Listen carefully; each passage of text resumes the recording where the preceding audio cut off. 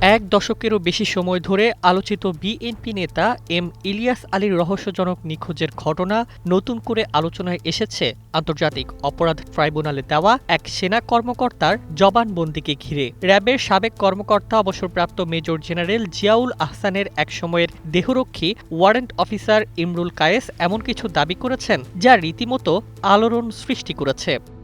Nova LED TV, ঝকঝকে ছবি, নিখুঁত শব্দ, ৫ বছরের ওয়ারেন্টি। নোভা মানি সঠিক মান, নিশ্চিত সেবা। ট্রাইব্যুনালে দেওয়া জবানবন্দিতে ইমরুল কায়েস দাবি করেন, জিয়াউল আহসানের সঙ্গে দায়িত্ব পালনকালে তিনি অসংখ্য গুম ও বিচার বহির্ভূত হত্যাকাণ্ড প্রত্যক্ষ করেছেন। তার ভাষ্য অনুযায়ী বিভিন্ন সময়ে ১৫০ থেকে ২০০ জন ব্যক্তিকে হত্যা করতে দেখেছেন তিনি, কখনো গুলি করে, কখনো ইনজেকশন প্রয়োগ করে, আবার কখনো নদীর গভীরে লাশ গুম করে। এসব হত্যাকাণ্ড সংগঠিত হয়েছে বলে দাবি করেন তিনি।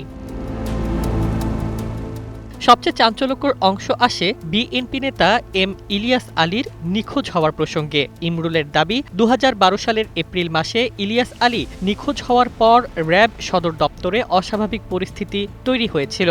অস্ত্রাগারের রেজিস্ট্রার এবং সিসিটিভি ফুটেজ নষ্ট করে ফেলার কথাও তিনি উল্লেখ করেন।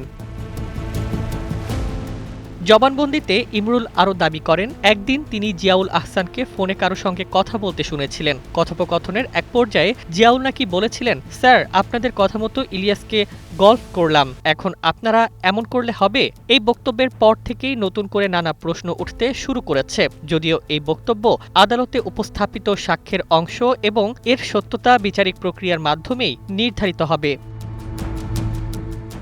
জবানবন্দিতে আরও উঠে আসে একাধিক ভয়ঙ্কর ঘটনার বর্ণনা। কোথাও মৃতদেহ রেললাইনে ফেলে দুর্ঘটনা হিসেবে দেখানোর চেষ্টা, কোথাও নদীর মাঝখানে নিয়ে গুলি করে লাশ গুম করার অভিযোগ, আবার কোথাও ক্রসফায়ার নাটক সাজিয়ে হত্যার দাবি করা হয়েছে। ইমরুল কায়েস বলেন, একজন সৈনিক হিসেবে তিনি দেশের জন্য শপথ নিয়েছিলেন, কিন্তু দেশের মানুষকে হত্যা করার জন্য নয়। বিবেকের তাড়না এবং ন্যায় বিচারের স্বার্থেই তিনি আদালতে সত্য তুলে ধরেছেন বলে দাবি করেন।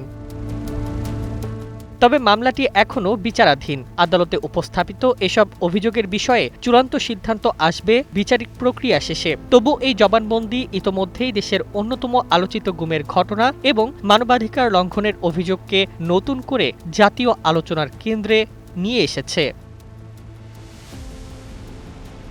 News desk, ২১ television.